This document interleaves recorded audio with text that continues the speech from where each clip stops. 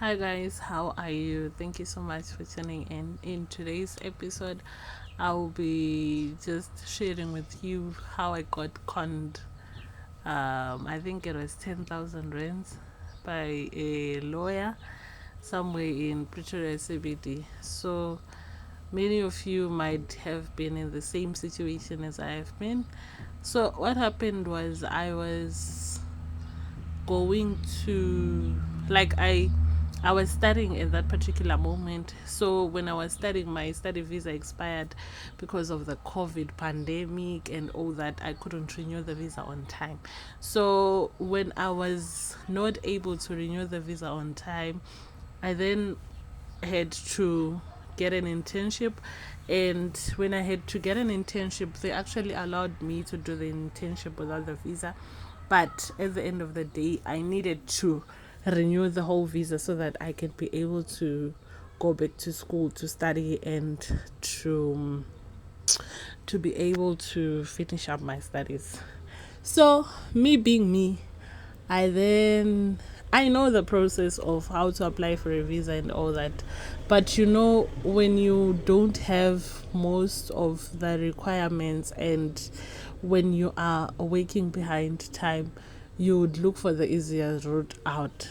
That's what I wanted because I knew, like, if I get someone who's going to help, maybe an agency, maybe someone who's in the field, then they'll be able to help me out and be able to make the process faster.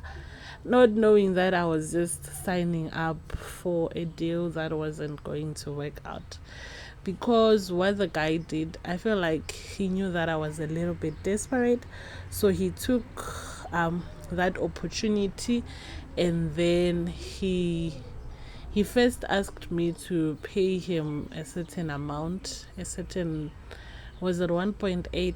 So I didn't have the full amount, and I had to pay him in installments, or like, when you get this amount you can give it to him, when you get this amount you can give it to him. So he was a lawyer, and he seemed like he was legit because I got him from someone whom I really trusted and someone who was really genuine. So when I got there, I gave him the money. The first thing that was a red flag was that he didn't give me a receipt for me giving him the money, or like, okay, you're starting this process, this is the receipt for what we are supposed to start with.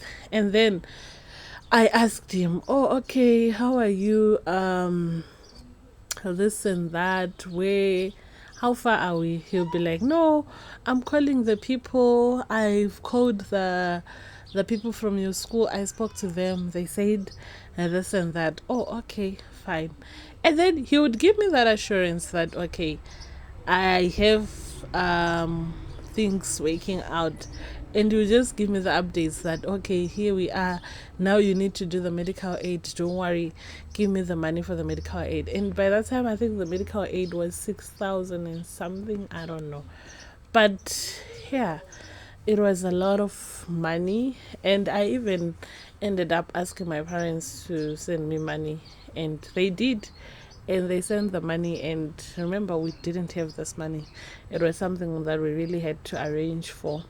So we ended up giving him money for the whole process, and nothing worked out. So when you kept on asking him, like, how far, how are you, can I see at least the receipts from the school, can I see the calls that you made from the school, nothing was showing up. Or that's how I knew that I was scammed. I didn't ask him any questions. I just left the whole thing, and I was like, you know what? Let me just let me just leave this whole thing out and agree that I was scammed. What is your scam story like? What happened? How did you get scammed? Let me know in the comments, and thanks for watching. Bye bye.